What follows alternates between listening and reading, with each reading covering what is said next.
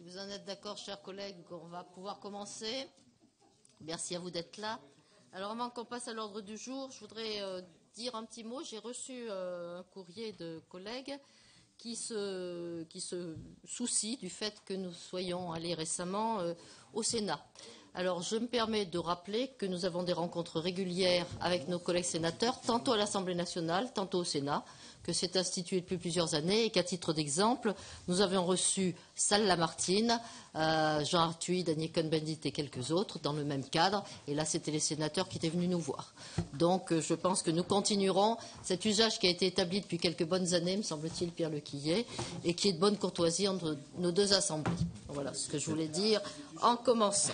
Madame la Présidente, oui. Puis-je vous suggérer qu'on aille la prochaine fois à Versailles, dans la salle du Congrès? Je vais donc faire cette excellente suggestion. À partir de là, si vous en êtes d'accord, nous avons quelques rapports à étudier.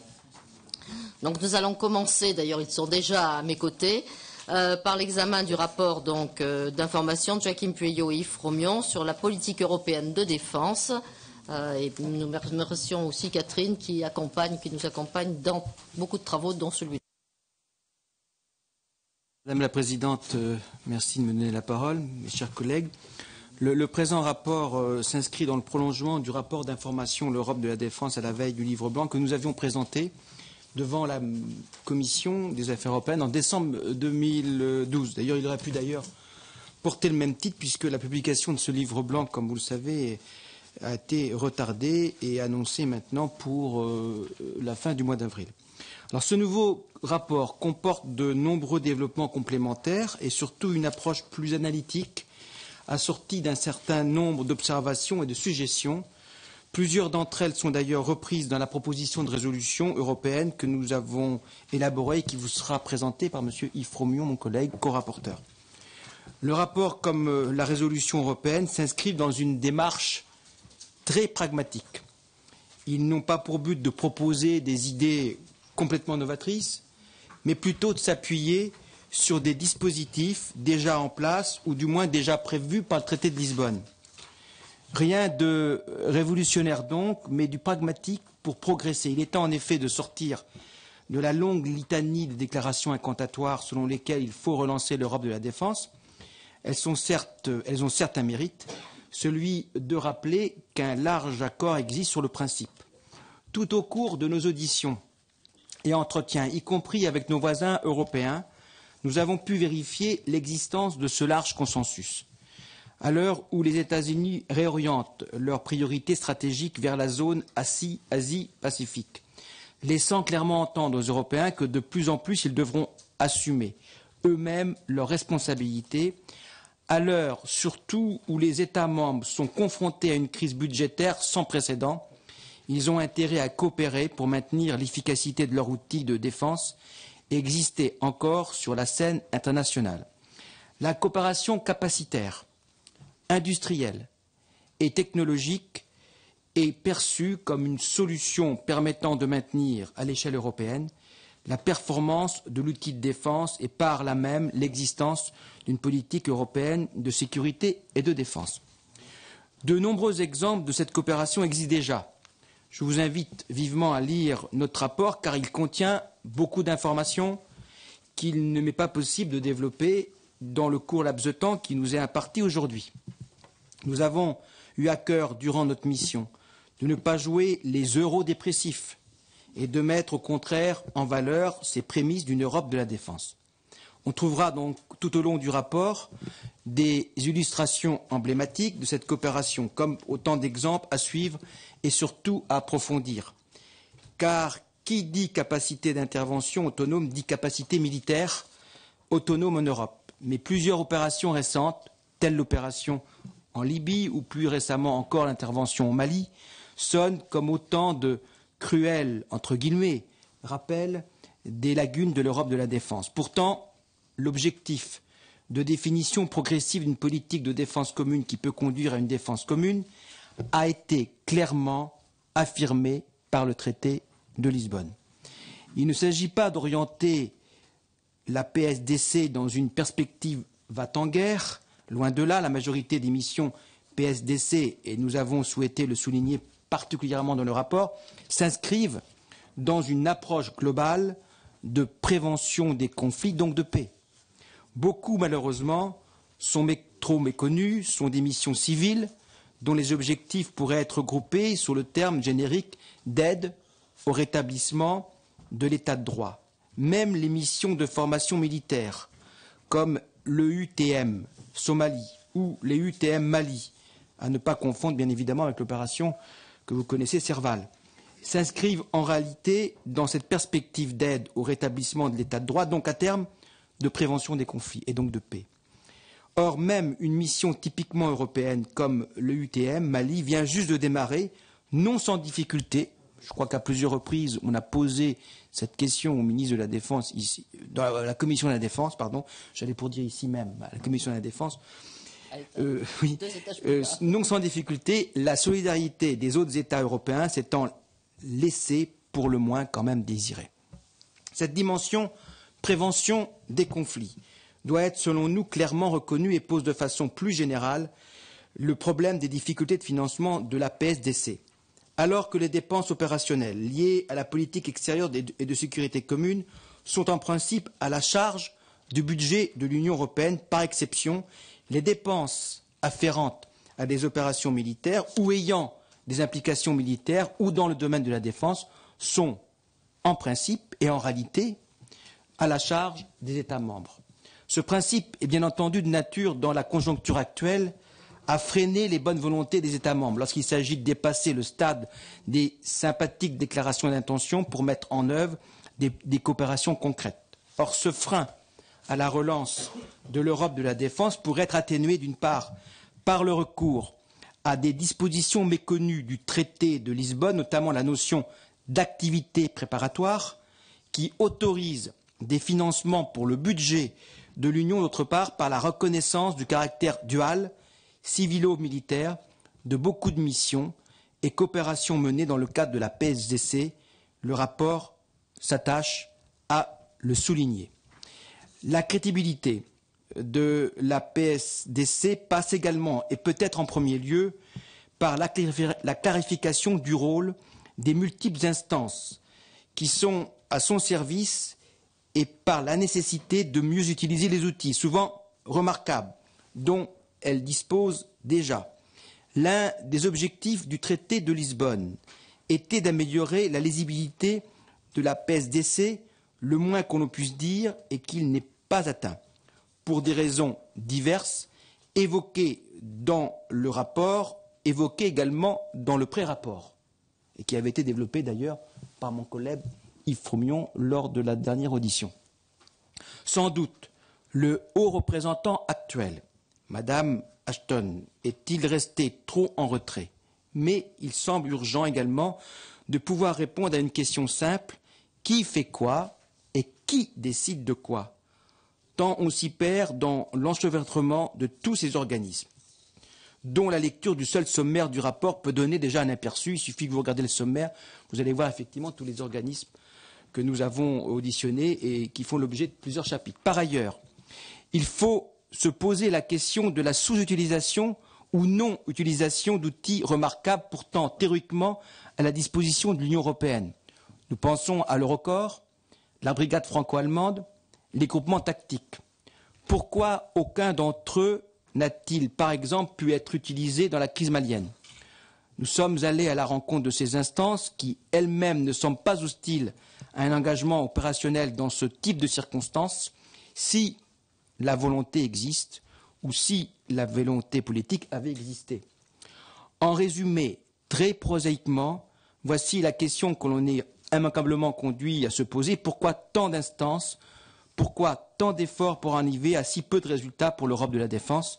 Et l'actualité malienne a rendu cette question encore plus lancinante. Encore une fois, il ne s'agit pas d'être eurosceptique, mais pragmatique. Il est évident que l'Europe de la défense ne se construira pas à 27. Le traité lui-même, si on regarde de plus près, même sans être juriste, ni espère, est construit de toute évidence de manière à rendre possible l'approfondissement de la construction européenne entre les États membres qui le souhaitent. C'est un instrument permettant que cette construction européenne puisse s'étendre à tous les domaines, y compris les plus sensibles, comme la politique étrangère et la défense, en empêchant que les pays qui ne souhaitent pas participer à une Europe véritablement intégrée soient en mesure de bloquer ceux qui, au contraire, sont déterminés à construire la véritable unité européenne. C'est pourquoi il faut privilégier dans ce domaine très sensible de la PSDC les solutions non contraignantes. Les coopérations qui fonctionnent déjà sont d'ailleurs des coopérations souples, comme le montre dans le domaine de la coopération aérienne l'exemple de l'EATC, European Air Transport Command. Les pistes à explorer doivent être, en gardant à l'esprit cette idée de flexibilité, la possibilité de mise en place d'une coopération structurée permanente mériterait d'être enfin sérieusement étudiée par les États membres, mais sous l'angle de la souplesse. C'est pourquoi le rapport s'attache à démontrer que cet instrument offert par le traité de Lisbonne ne présenterait en réalité, pour peu que l'on veuille bien se pencher de près sur la question, aucun caractère contraignant.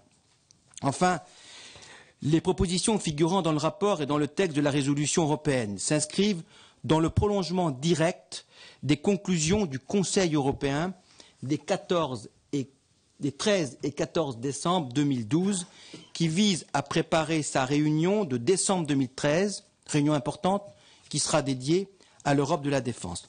Les suggestions et observations de vos deux rapporteurs ont pour but de respecter parfaitement l'esprit des conclusions du Conseil, sans jamais s'écarter des axes de réflexion qu'il a lui-même définis, ce qui renforce, à notre sens, leur pragmatisme.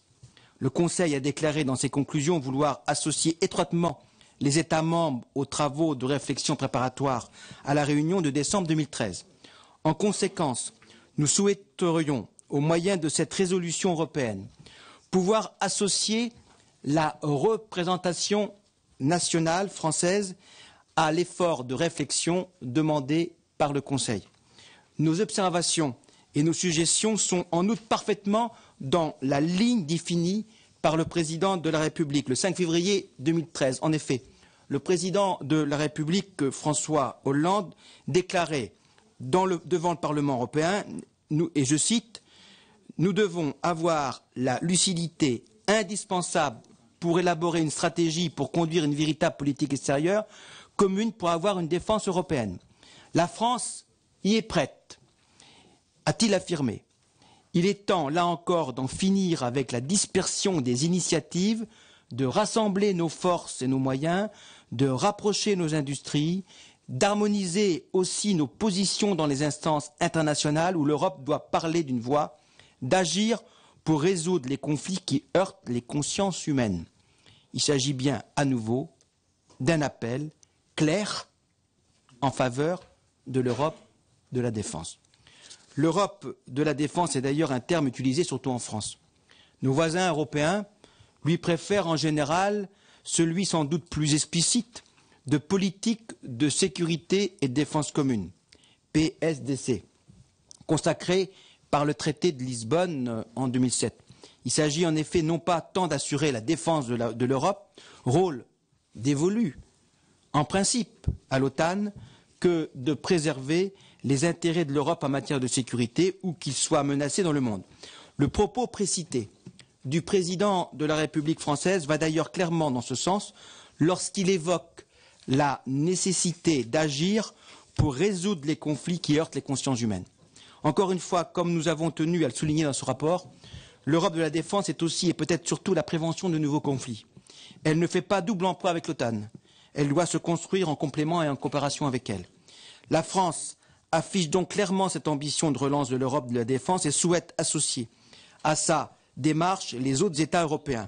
Nous avons pu constater au cours de nos déplacements, que ce soit à Berlin, à Londres, à Varsovie, à Madrid, à Dublin, que nos partenaires européens seraient prêts à nous suivre, sous réserve que l'Europe parvienne à une définition claire de ses objectifs stratégiques prioritaires.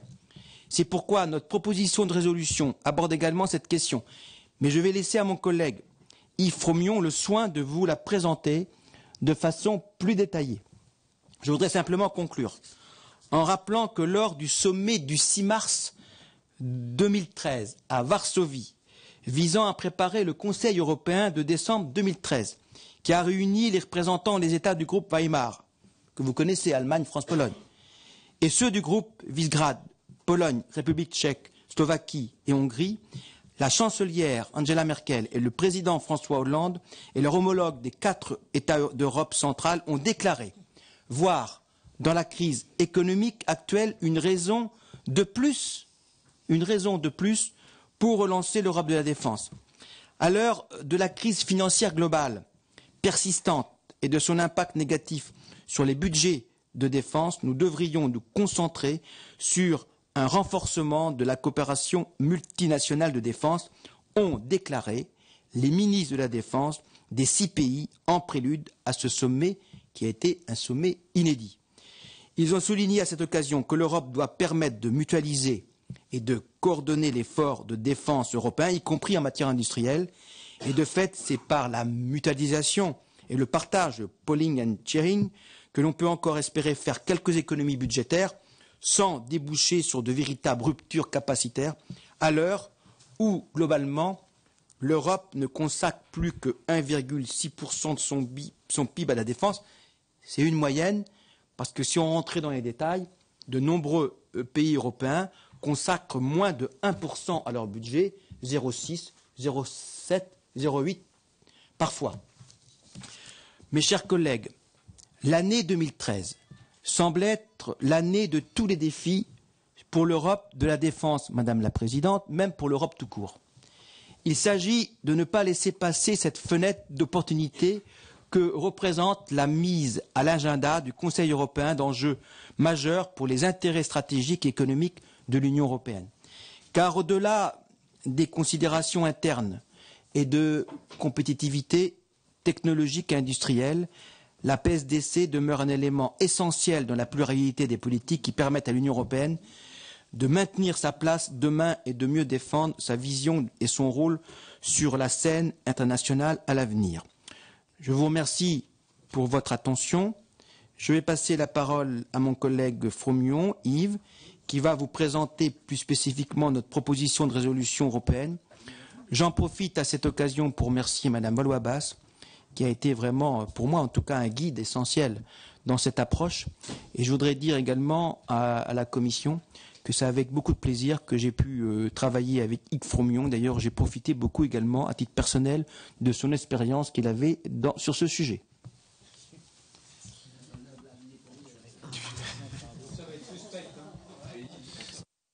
Non, mais cette commission est très consensuelle.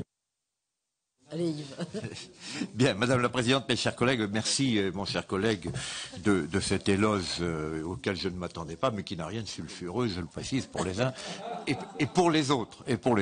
Préservons l'avenir, on ne sait jamais. Bien, alors, la résolution que nous vous proposons s'inscrit, comme l'a rappelé Joachim, dans la droite ligne des 3 propositions qui ont été fixés par la Commission pour le Conseil européen de la fin de l'année. Ces 3 points sont l'accroissement de l'efficacité et de la visibilité et de l'impact de la PSDC, le développement des capacités et le renforcement de la base industrielle et technologique de défense européenne. Alors nous nous sommes attachés, comme il a été rappelé, au pragmatisme, c'est-à-dire qu'on n'a pas voulu céder à l'habituel concours l'épine des propositions fumeuses qui n'ont pas évidemment la moindre chance d'être prises en compte. On a donc essayé d'être pragmatiste en essayant de fixer notre attention sur l'optimisation du traité de Lisbonne et des dispositions très importantes qui y figurent, sur l'amélioration des pratiques existantes, et tout à l'heure on a rappelé l'existence des groupements tactiques et autres, j'en dirai 2 mots un peu plus tard. Troisièmement, nous sommes restés calés sur le texte du traité lui-même qui précise que pas un euro de fonds communautaire ne peut être fléché vers la défense et les opérations militaires, avec des réserves dont je dirai un mot tout à l'heure. Et puis enfin, je rappelle et nous rappelons la compatibilité de la PSDC avec les missions de l'OTAN. Alors, Premier axe, augmenter l'efficacité, la visibilité et l'impact de la PSDC. Donc, je le rappelle, nous souhaitons que le volet PSDC du traité de l'Union européenne soit sérieusement pris en compte et qu'on approfondisse les possibilités très riches qu'il offre. C'est quand même la première fois qu'un traité européen développe les aspects de la défense comme il est fait dans le traité de Lisbonne. Il est quand même dommage que de tels efforts ne soient pas aujourd'hui mieux exploités, sachant que ce traité a quand même été accepté par les 27 pays qui constituent l'Union européenne. Bien. Nous avons souhaité, c'est un autre point de notre proposition de résolution, nous souhaitons que la stratégie européenne qui a été définie en 2003 soit réactualisée à l'occasion du sommet de 2013 au bout de 10 ans. C'est pas anormal qu'on se pose des questions sur ce genre de choses. Nous souhaitons effectivement, comme l'a rappelé Joachim, que l'Europe consacre un peu de temps à réfléchir à ce qui pourrait être un livre blanc ou en tout cas quelque chose qui ressemblerait à ça, de façon à définir effectivement sa stratégie, sa volonté, quelle est l'orientation qu'elle veut donner à sa politique de défense. Alors il y a certes déjà des choses qui existent, les missions de Petersberg, etc., etc. Mais il semble qu'aujourd'hui, la mise en forme de tout ça et l'actualisation de tout cela méritent d'être faite. Enfin, nous avons insisté plus particulièrement sur la coopération structurée permanente, qui est une des dispositions du traité de Lisbonne, qui est pour nous un itinéraire de progrès, une démarche inclusive ouverte, c'est-à-dire une démarche qui est ouverte à ceux qui ont envie de participer, un petit peu comme l'euro. Ceux qui n'ont pas envie, ne participent pas, mais ça reste ouvert et au fur et à mesure, les États qui se sentent prêts, intéressés ou qui ont une appétence particulière pour les questions de défense peuvent rejoindre ce club qui s'appelle, dans le traité de Lisbonne, la coopération structurée permanente. Et nous pensons que, à travers cette démarche, il y aurait matière à mettre un peu de cohérence dans des initiatives qui sont aujourd'hui totalement en déshérence, comme il a été rappelé tout à l'heure, des groupements tactiques que les pays à tour de rôle s'échinent à mettre sur pied, à former, mais qui n'ont jamais été utilisés, alors que ça coûte une fortune. Nous avons l'Eurocorps, qui est un état-major implanté à Mülheim, qui est capable d'encadrer 60 000 hommes, c'est-à-dire plusieurs divisions, et qui n'a quasiment jamais été utilisé. La brigade franco-allemande, qui n'a été utilisée que par morceaux dans un cadre national, mais jamais sous le chapeau brigade franco-allemande. Euromarfor, le ATC, qui est un exemple quand même réussi dont on a parlé, le centre satellitaire qui est installé en Espagne, à Torreón, que nous avons été visiter, qui est un remarquable outil, même si l'Europe n'a pas de satellite, mais qui fournit des informations et des renseignements à l'Union européenne qui sont du niveau comparable à ce que fait la direction du renseignement militaire chez nous en France. Donc un outil remarquable. Mais tout ça tourne un peu en rond sans qu'il y ait aucune cohérence dans le dispositif. Et donc nous plaidons pour qu'on remette de l'ordre là-dedans et que tout cet argent qui est dépensé pour des initiatives qui ont été lancées au fur et à mesure du temps, peut-être pour donner l'impression qu'on voulait avancer, que tout ça soit remis dans une cohérence et que ça serve à quelque chose. Nous voulons ici, enfin nous proposons aussi qu'une disposition du traité qui figure à l'article 41.3, qui s'appelle financement des activités préparatoires, puisse être approfondie et utilisée de façon plus systématique. Ce financement des activités préparatoires est très intéressant puisqu'il repose sur l'utilisation du budget de l'Union européenne, exceptionnellement. C'est-à-dire que c'est l'exception qui est posée au principe général de l'article 41-2 qui veut qu'il n'y ait pas d'argent européen sur les opérations de défense et les actions militaires. Par contre, pour les actions préparatoires, à condition que le Parlement européen donne son accord, il peut y avoir un financement d'actions à connotation militaire ou voire d'équipements à connotation militaire.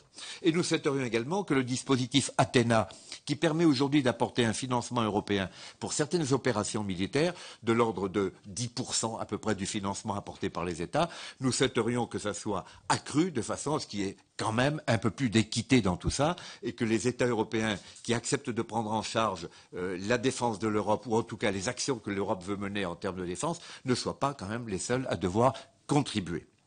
Enfin, nous avons jeté un regard tout à fait positif sur ce que Catherine Ashton appelle l'approche globale, c'est-à-dire au fond, lorsqu'il y a une crise quelque part, il ne s'agit pas simplement de regarder son aspect militaire, son aspect peut-être de santé ou autre. Il s'agit de prendre globalement la situation et de voir quelle est l'approche globale, quelles sont les solutions que l'on peut apporter pour régler le problème. C'est un peu civilo-militaire au sens large. Le deuxième axe, c'est le développement des capacités. Donc nous proposons que l'article 41-2 soit éventuellement modifié un jour pour permettre à l'Europe de se doter de capacités propres, mais en attendant, nous plaidons pour que des financements soient apportés à des capacités qui resteraient sous main nationale, mais sur lesquelles l'Union européenne pourrait avoir un droit de tirage, et à travers la coopération structurée permanente, cela paraît tout à fait possible. L'Agence européenne de défense, qui est un superbe outil, doit voir ses missions se développer, se conforter. Je vous rappelle que son existence a été reconnue par le traité de Lisbonne, alors que ce n'était pas le cas précédemment. Donc l'agence est pour nous vraiment l'espèce de DGA, si vous voulez, pour ceux qui connaissent le ministère de la Défense.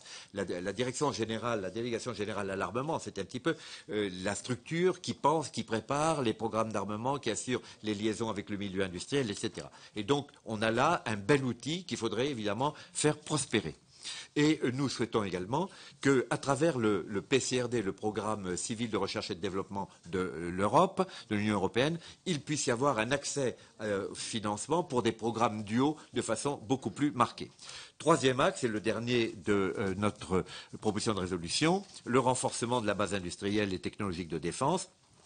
Ça vise par une accélération de la consolidation des entreprises de défense européennes. Nous savons qu'en Europe, il y a une surcapacité dans tous les domaines, que ce soit le domaine aérien et même le domaine satellitaire, domaine aérien, dans le domaine terrestre, c'est encore pire qu'ailleurs, dans le domaine naval. Nous avons une surcapacité. Et cette surcapacité, il faudra arriver à la résoudre. Mais naturellement, ça aura des conséquences sur un certain nombre de bassins d'emploi. Et il faut donc que l'Union européenne accompagne les industriels qui rentreront dans une démarche de restructuration, de consolidation, en apportant, comme ça a déjà été fait lorsqu'on a restructuré GIAT en France, l'Union européenne, et j'en sais quelque chose dans ma circonscription à Bourges, l'Union européenne a apporté des fonds pour accompagner la consolidation de GIAT qui est devenue aujourd'hui Nexter. Nous souhaitons un rapprochement de l'Agence européenne de défense et de l'OCAR. L'OCAR étant un organisme qui assure la maîtrise d'œuvre des programmes, en particulier l'A400M, l'avion de transport européen qui va sortir dès cette année et commencer à équiper l'armée française, est fait par l'OCAR, et en tout cas il est piloté par l'OCAR, et donc il faut sans doute un rapprochement, c'est en cours, mais il faudrait aller beaucoup plus loin vers une fusion. Nous souhaitons que les procédures mises en œuvre par l'Agence européenne de défense en matière de recherche soient révisées. En effet, aujourd'hui, l'Agence européenne a beaucoup de difficultés à appeler des industriels à rentrer dans des programmes de recherche en commun. Pourquoi? Parce qu'il y a le problème de propriété industrielle. À partir du moment où un programme européen de recherche a été financé sur fonds européens, les 27 États ont le droit de recueillir les résultats du programme de recherche. Alors vous pensez bien qu'il n'y a pas un seul industriel qui a envie de se lancer dans une aventure comme celle-là, ce qui fait qu'aujourd'hui, dans le domaine de la recherche de défense, il y a un piétinement dont on ne peut pas évidemment se satisfaire, et dans cette matière, il conviendrait que les procédures soient vigoureusement changées. Et nous plaidons pour que l'enveloppe dédiée à la recherche de défense et de sécurité au sens large, dual, puisse être portée à 1 milliard d'euros. Je vous rappelle qu'en France, la recherche dans le budget de la défense, c'est en termes de recherche amont 750 millions d'euros. Alors la France, 750 millions d'euros, on pourrait quand même espérer que l'Europe soit capable de faire un tout petit peu mieux. Et l'objectif d'1 milliard d'euros ne paraît pas être vraiment quelque chose d'excessif.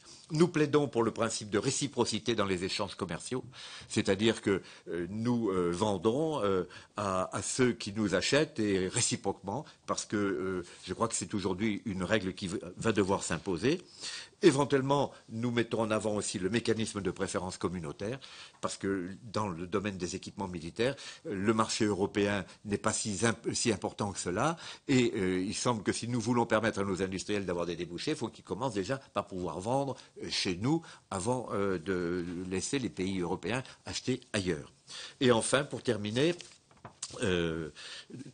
pour tourner en quelque sorte les difficultés actuelles en matière de financement de la politique de défense et de sécurité par l'Union européenne, certains, et nous avons repris cette idée, certains plaident pour que l'on retire les dépenses qui sont effectuées par certains pays en matière de défense de la règle des 3% de déficit. C'est une sorte de compensation qui pourrait être introduite.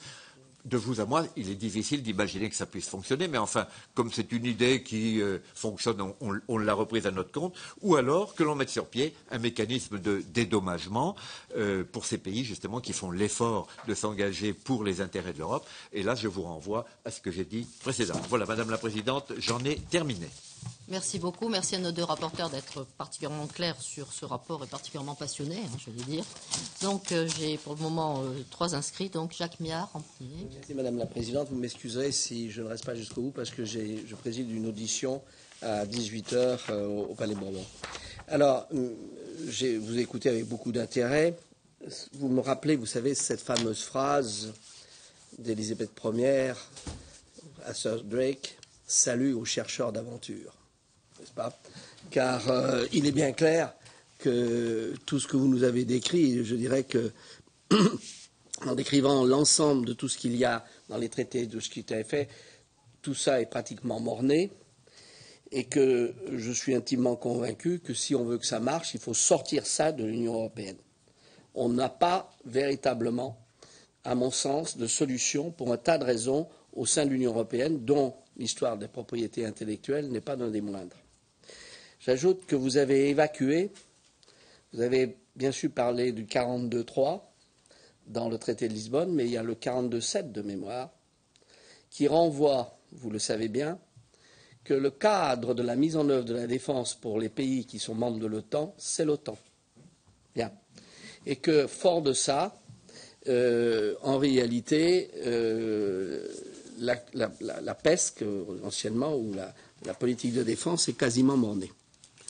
Et je ne pense pas que ça puisse véritablement se développer parce que nos petits camarades, dont les Allemands en particulier, font plus confiance à l'OTAN et au rouage mécanique de l'OTAN tels qu'ils ont fonctionné, d'ailleurs y compris dans l'affaire libyenne, qu'à une capacité de monter ex nihilo tout un tas de plateformes qui permettent aux États européens d'agir. Alors, c'est vrai, je suis d'accord avec vous, que nous avons une chance, dans la mesure où les Américains ne peuvent pas tout faire, sont sans doute plus aujourd'hui, je dirais, préoccupés par ce qui se passe en Extrême-Orient que sur le front de la Vistule. Je suis d'accord. Mais il n'en demeure pas moins qu'il n'y a pas de volonté de la part de nos petits camarades d'agir à ce titre. Et puis, il y a quelque chose de très important. C'est que tous les programmes en coopération, ce n'est pas des gains budgétaires, vous le savez. Il y a, de ce côté-là, j'ai entendu un très haut fonctionnaire de l'actuel ministre de la Défense dire que si on veut véritablement enterrer un projet, il faut le mettre au niveau européen. Texto. Texto. Et donc, on sait bien que c'est extrêmement difficile de piloter. Ce qui peut marcher, à mon sens, ce sont effectivement des coopérations bilatérales, voire trilatérales, avec un pilote dans l'avion. Un pilote dans l'avion, c'est-à-dire un industriel et un pays qui prend, je dirais, le pilotage de l'affaire, et on oublie les autres. Voilà. Et viennent s'agglutiner sur ce pilote, sur ce projet, des industriels européens qui vont venir, non pas en formation professionnelle, comme m'a dit un jour Elsine de chez Dassault, mais en apportant leur qualification. En apportant leur qualification. Et on sait très bien que même dans ce cadre-là, on ne divise pas par 2 ou par 3 le coût du projet parce que c'est beaucoup plus lourd, malgré tout, à piloter. La brigade franco-allemande, je crois que la Cour des comptes avait dit qu'il fallait mieux la dissoudre. Ça ne sert pas à grand-chose.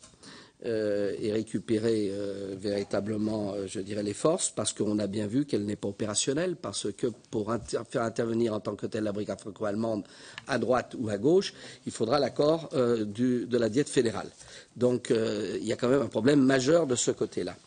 Donc moi je maintiens que pour qu'on puisse avancer dans le domaine de la défense, c'est-à-dire que les Européens, les peuples européens se prennent vraiment en charge, il faut sortir ça de ce mécanisme qui est trop lourd et absolument ingérable de l'Union européenne. J'ajoute qu'il y a un point extrêmement dangereux sur lequel vous avez vu le danger, c'est le point 21. Vous nous dites libre concurrence sous réserve de réciprocité. Sous réserve de réciprocité, ça veut dire que les prix vont l'emporter et que donc les Américains, les Polonais, les Tchèques vont acheter américains, vous le savez. Et donc, en réalité, il y a dans ce domaine-là qu'un objectif. C'est pour ça que votre article 21 est, à mon avis, très dangereux. C'est la préférence communautaire. C'est ça. Mais vous ne pouvez pas, principe d'ouverture des marchés, et si on n'y arrive pas, à défaut de cette réciprocité, demande que l'Union réfléchisse. Si vous avez une totale concurrence, les prix américains, compte tenu de leur puissance industrielle dans ce domaine, vont l'emporter et remporteront tous les marchés. Donc dans ce domaine-là, il faut plaider pour la préférence communautaire, c'est-à-dire pour qu'ils se bougent. Parce que les Américains, à ce moment-là, remporteront les marchés européens, comme on l'a vu dans l'affaire polonaise, qui a, vous le savez, suscité un peu d'humeur chez Chirac. Voilà. Alors quant au dernier point, oui, mettez-le bien en avant. Parce que si on peut effectivement, ça a été d'ailleurs dit par je dirais Pierre Lelouch avait fait un rapport dans le passé sur ces 3%, je crois que l'actuel président de la République l'a mis en avant et c'est que justice. Il y a certains États en Europe, et pas encore tous pour l'instant, qui poursuivent un effort de défense, la France en premier, l'Angleterre en deux, loin derrière l'Allemagne. Et c'est bizarre, mais c'est l'Allemagne qui nous taille des croupières en matière de commerce et nous donne des leçons en matière de déficit budgétaire. Merci. Merci, Pierre Lequillet. Oui, moi, il y a des remarques que fait Jacques Miard qui sont justes. Mais évidemment, ma conclusion n'est pas la même que la sienne. Moi, je pense, comme vous l'avez exposé, qu'il faut au contraire que l'Europe de la défense avance. Il faut qu'elle aille plus vite, plus fort. Et je dois dire qu'on peut regretter que ces derniers temps, ça n'est pratiquement pas avancé.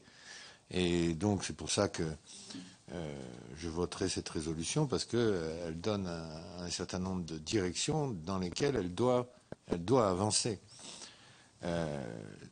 Les instruments sont là, vous l'avez très bien expliqué. Le problème, c'est la volonté politique. Le problème, c'est que quand il y a l'affaire libyenne, c'est franco-britannique avec le soutien de l'OTAN. Et je rappelle qu'on a bien fait d'entrer dans l'OTAN, parce que ça nous a été quand même bien utile, notamment pour les problèmes de transport de troupes, etc. Sur la Syrie, on voit bien qu'il n'y a pas une politique commune européenne, il n'y a qu'une coopération franco-britannique. Et ce qui est très inquiétant, moi je trouve, c'est que en matière d'industrie de la défense, ça n'avance pas. Il y a des programmes qui aboutissent. Vous avez parlé de l'avion de transport à 300 M, mais ça n'avance pas. Sur la coopération structurée, je voudrais dire que la coopération structurée, on en parle depuis le traité de Lisbonne, mais elle n'est toujours pas définie. On n'a pas dit quels sont les pays, moi je reprendrai la formule de Delors, qui le peuvent et qui le veulent entrer dans cette coopération structurée. Et on voit bien que... alors, vous entrez encore dans une nuance supplémentaire, ces coopérations structurées avec de la souplesse, mais on imagine bien que c'est pas des positions qui vont permettre de construire l'Europe de la défense. S'il n'y a pas une véritable coopération structurée avec une définition des pays qui le peuvent et qui le veulent. on voit bien les pays qui pourraient participer à cette coopération structurée. On voit bien que l'Italie, l'Espagne, la Pologne, alors je ne parle pas bien sûr de la Grande-Bretagne et de la France, l'Allemagne, voilà le pivot sur lequel ça pourrait fonctionner. Mais encore faut-il que cette volonté politique s'exprime. Et je dois dire que je suis aussi inquiet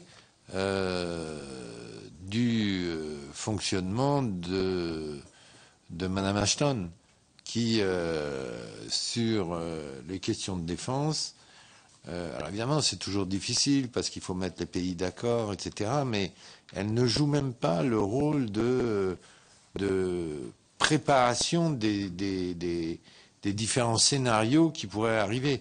Moi, ce que j'aurais attendu du service diplomatique européen, c'est un travail sur le fond de préparation des scénarios possibles, de ce qui peut arriver. Et je trouve qu'elle ne le joue pas bien. Elle est souvent suiviste. Et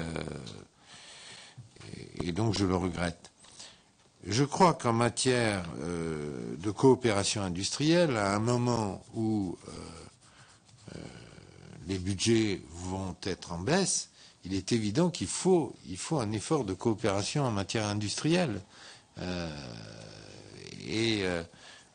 Évidemment, je souhaite que le budget de la France ne baisse pas trop sensiblement comme le livre blanc, enfin l'arrivée du livre blanc nous en laisse présager la situation, mais je pense que comme on est dans une situation où même la Grande-Bretagne en ce moment crée une baisse de son budget en matière de défense, je trouve qu'il faudrait une coopération en matière industrielle. Et je terminerai là-dessus, puisque c'est votre dernier point, c'est ton dernier point, Yves, c'est que je pense que la coopération industrielle est un préalable et que on doit se donner des objectifs stratégiques, etc. Mais s'il n'y a pas de coopération en matière industrielle, eh bien, il n'y aura pas d'Europe de la défense, parce que c'est ça qui motivera, qui avancera, qui permettra d'avancer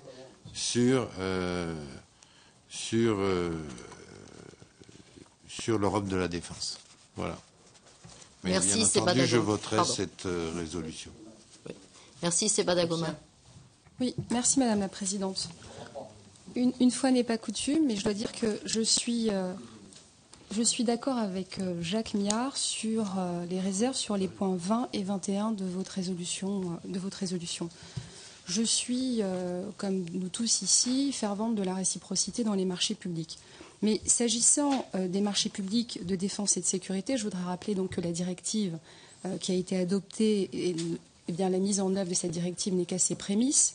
Et je pense que pour pouvoir prendre un point d'actualité, une question d'actualité, lorsque l'on regarde la situation de l'accord transatlantique donc entre l'Union européenne et les États-Unis, moi je suis pour exclure les marchés publics de défense de cet accord.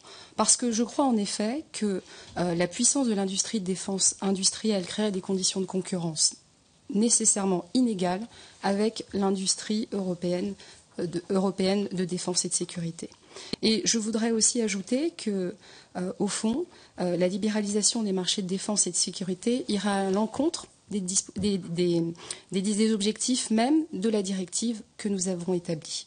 Puisque, d'une part, ce que nous souhaitons, en fait, c'est l'établissement d'un marché européen dans ce secteur et que l'établissement progressif d'une base industrielle et technologique de défense européenne. Et donc, vis-à-vis des tiers, les États membres doivent conserver toutes leurs capacités stratégiques en matière de marché public, de défense qui relèvent des enjeux de souveraineté.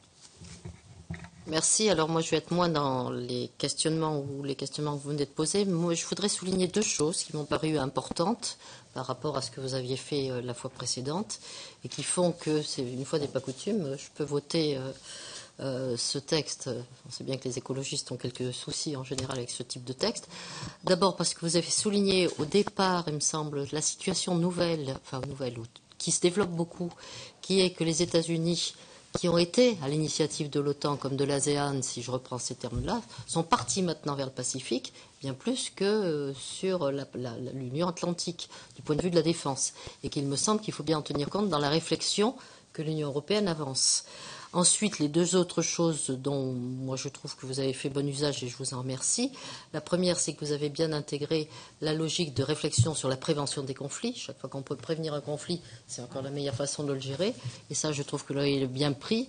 Moi, j'ai souvenir d'avoir travaillé sur ces sujets-là au Parlement européen il y a plus de 15 ans avec Catherine Lalumière. Vous n'avez pas du tout avancé, vous l'avez repris, donc c'est quelque chose qui, me semble-t-il, est important. Et puis le dernier point, moi, me paraît très très intéressant. La proposition de dire une part des crédits affectés à la sécurité de l'Europe ne pourrait ne pas du coup entrer dans le calcul du déficit, les fameux références 3%. C'est une façon, me semble-t-il, de respecter un travail que fait la France et que font quelques autres pays par rapport effectivement à la défense et à ce que ça structure. Et du coup, est une bonne façon de mettre le doigt sur, vous voyez bien que les 3%, c'est une référence plus complexe que ce que vous voulez bien nous imposer quand on discute au sein de l'ensemble du Conseil européen. Donc je trouve cette dernière proposition extrêmement habile et je voulais le souligner. Donc moi, je voterai ce texte et puis je vous repasse la parole donc, pour répondre aux questions. Voilà, Fromion, Jacques Méard étant parti, il parle de coopération bilatérale. Bon, on sait bien l'intérêt des coopérations d'ordre bilatéral, mais on n'a pas mis en question cela. Simplement, on a voulu valoriser également un article du traité de Lisbonne concernant les coopérations structurées permanentes qui peuvent se faire à 3, 4 ou 5 pays. Et c'est vrai que ça n'a pas été bien exploité. Et donc, ce n'est pas en contradiction à ce qu'il vient de nous dire. Lorsqu'il nous dit que la brigade franco-allemande peut être rayée parce qu'elle n'est pas utile, bon, il faut quand même se rappeler pour les motifs au niveau historique d'avoir créé cette brigade franco-allemande. C'était quand même pour renforcer les liens entre la France et l'Allemagne dans un premier temps. Deuxième temps, c'est pour cela d'ailleurs que on le dit, on aurait pu effectivement davantage l'utiliser. On ne le fait pas suffisamment. Donc, il y a une porte ouverte ici et qu'il faut peut-être travailler parce que si effectivement on ne bouge pas et si on laisse en l'état, on peut se poser la question de l'utilité de la brigade franco-allemande. Mais je pense qu'il faut la préserver pour ma part. Mais il faut que les gouvernements français et allemands s'en saisissent et se sentent responsables de cette brigade franco-allemande qui peut jouer un rôle dans des opérations militaires ou pourquoi pas dans des opérations soit de préparation ou soit de maintenir la paix et de faire de la prévention. Donc je rejoins tout à fait Pierre Lequillier lorsqu'il dit il faut absolument que l'Europe avance. C'était un petit peu dans l'esprit de notre rapport. Effectivement, nous avons quand même beaucoup d'instruments. On a beaucoup d'organismes. À mon avis, il faudrait peut-être réfléchir pour davantage les concentrer sur l'essentiel. C'est ce que j'ai voulu dire. Quant aux coopérations industrielles, on a quand même des programmes qui fonctionnent bien actuellement. Bon, je pense au MRTT, je pense aux avions militaires 400M, je pense également aux drones, je pense au programme missiles. Je pense également à la surveillance spatiale, ça fonctionne bien. Donc, mais je pense que si on n'avance pas dans la coopération industrielle, on n'aura plus d'industrie européenne en France, on aura simplement, en Europe, pardon, et on n'aura qu'une industrie américaine. Bon. Alors, il y a peut-être de la confusion concernant les marchés publics réciproques. Nous, ce qu'on souhaitait, alors peut-être qu'il faut peut-être l'exprimer différemment, on souhaite protéger les industries européennes. D'où la préférence communautaire, mais on ne voudrait pas non plus qu'on soit exclu des marchés publics. C'est ça qu'on a voulu dire d'autres pays. Donc il faudra peut-être le nuancer, l'exprimer différemment, mais c'est un petit peu dans cet esprit-là qu'on a voulu faire cette résolution. Quant au dernier point, Sur les 3%, je crois que c'est une question que j'avais posée, d'autres avaient posée ici au secrétaire général des Affaires européennes. Il nous avait dit que ce n'est pas possible d'y arriver. Mais je pense qu'il faut peut-être l'exprimer politiquement, là, maintenant, aujourd'hui, parce que ça ne me paraît pas normal que des crédits de défense d'un pays qui servent malgré tout à l'Europe de la défense, qu'on n'en tienne pas compte. Voilà, c'est un petit peu l'état d'esprit de notre rapport. Je laisse la parole à Yves qui va bien sûr compléter ce que je viens de dire. Merci bien. Je vais commencer par vous répondre, je vais faire l'itinéraire en sens inverse. Alors, Joachim Puyot a bien fait de vous rappeler que les 2 directives dont vous avez fait état, je connais bien, j'en étais le rapporteur, et j'ai été négocié, y compris auprès de la Commission à Bruxelles. Ces directives ne concernent que le marché intérieur de l'Union européenne. Là, ce que nous visons, c'est les échanges extérieurs. Et c'est pourquoi nous rappelons qu'il s'agit de pays tiers. Si vous lisez bien le truc, n'est-ce pas? Il s'agit des marchés publics aux pays tiers en cas de réciprocité. Donc, il s'agit bien là de nos échanges extra-communautaires et non pas des échanges intracommunautaires. Et c'est pourquoi nous parlons de réciprocité. D'ailleurs, ça figure dans le texte de la directive sur les marchés. Et on n'avait pas mis la préférence communautaire sur cette directive parce que c'était sans doute allé un peu loin à l'époque. Maintenant, les esprits ont beaucoup évolué. Et c'est pourquoi nous incluons maintenant la préférence communautaire. Mais je crois que, bon, sous réserve peut-être que la clarté du texte ne soit pas aussi souhaitable que possible, mais il me semble qu'on traite bien là des échanges extra-communautaires. Voilà, sur le marché de défense, d'autant plus que vous savez qu'il y a l'article 346 qui fait que il y a capacité pour chaque État à se prémunir de toute intrusion de l'Union européenne dans un domaine qui n'est pas de sa compétence. Voilà. Bon, là c'est l'explication que je pouvais vous donner. Tout à l'heure, Pierre Lequillet a parlé des problèmes aussi industriels. Bon, hors commentaire et hors procès-verbal, je voudrais vous dire qu'aujourd'hui, il y a des négociations qui sont quand même assez avancées entre Nexter et Cross-Mafaille sur le plan de l'armement terrestre. Bon, c'est pas la seule option qui est sur la table, mais enfin, c'est une option assez majeure vers laquelle il semble que, en tout cas, Nexter et même, je dirais, le pouvoir politique français soit un regard assez favorable. Donc, les choses avancent. Elles avancent évidemment parfois un peu lentement, mais je crois que moi aussi, je partage l'idée selon laquelle l'industrie est effectivement une avant-garde extrêmement précieuse et incontournable pour faire avancer l'Europe de la défense. Bon. Sur la coopération structurée permanente, c'est vrai qu'elle existe, c'est vrai qu'elle n'a pas été mise en œuvre, mais là aussi, hors procès-verbal, je serais tenté de dire que le jour où j'ai audité le chef d'état-major de nos armées, l'actuel, dans son bureau, sur justement la coopération structurée permanente dans le cadre d'un précédent rapport, je n'ai pas trouvé quelqu'un de très enthousiaste. Et les militaires français, mais tout ça je souhaite que ça figure naturellement pas au procès-verbal, ne sont pas de chauds partisans de la coopération structurée permanente. Pourquoi? Parce qu'ils ont peur qu'on fasse rentrer dans ce dispositif des gens de niveaux tellement différents que après il risque d'y avoir une perte d'efficacité, d'efficience, etc. On peut le comprendre.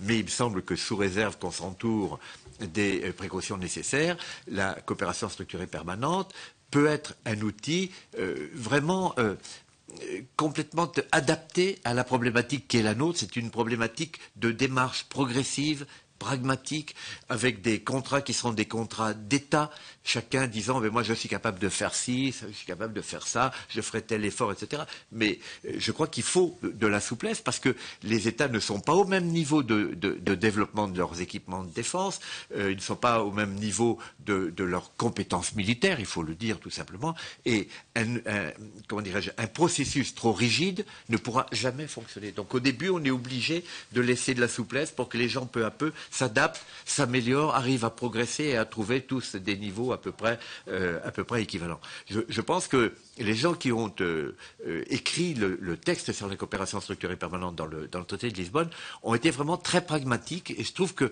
ce qu'ils ont écrit est bien écrit. Alors, sous réserve naturellement d'arrangements, mais moi je suis un fervent partisan de la coopération structurée permanente parce que je n'ai jamais trouvé quoi que ce soit qui puisse se substituer à cette proposition avec autant de richesse dans la proposition. Voilà. Pour le reste, bon, beaucoup de gens s'affligent un peu de la position de la façon du management, on va dire, de Madame Ashton.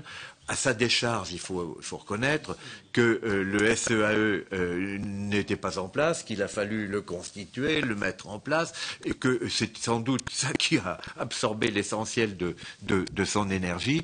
Mais il me semble que quand même, il commence à y avoir une mise en compte des choses et la volonté d'exister de façon plus formelle sur le théâtre international. Voilà, Madame la Présidente, ce que je peux dire. Merci beaucoup. Je crois que on a eu bien des explications. Ce rapport est extrêmement fouillé et argumenté.